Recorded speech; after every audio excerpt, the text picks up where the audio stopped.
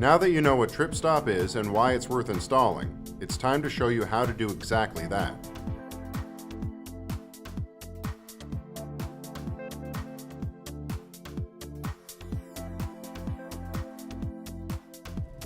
TripStop is installed in segments to ensure a smooth flow to the path when it does eventually move. Installing TripStop is a very simple process and needs nothing but a pair of hands and a hammer. First, to define the distance between the lengths of TripStop, the length itself is generally used as a spacing guide. Ideally, concrete is laid in square sections.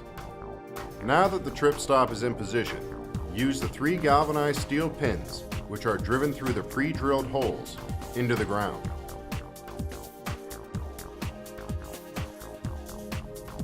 The TripStop should be pinned in the trench upright, so that it is at 90 degrees offset to the finished surface, and must not be allowed to deviate by more than 5 degrees either way.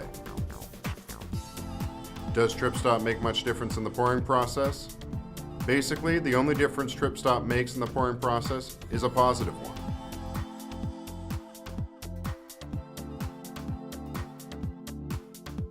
Once the TripStop has been covered in concrete, the only thing left to do is finish the concrete in the usual manner.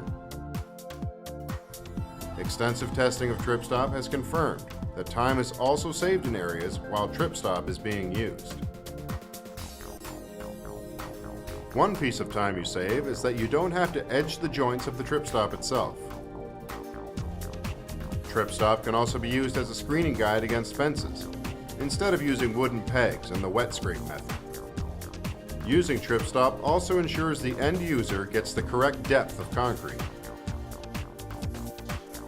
This saves a lot of time and, in the end, a lot of money. Just lay your TripStop and go. TripStop runs the full depth and width of the slab and must finish flush with the finished surface of the concrete and never be higher than the surface of the finish. The end result of using TripStop is getting a pavement that moves with the earth rather than displacing. At the end of the day, everyone can enjoy the benefits of TripStop. TripStop, making everyone's path safer.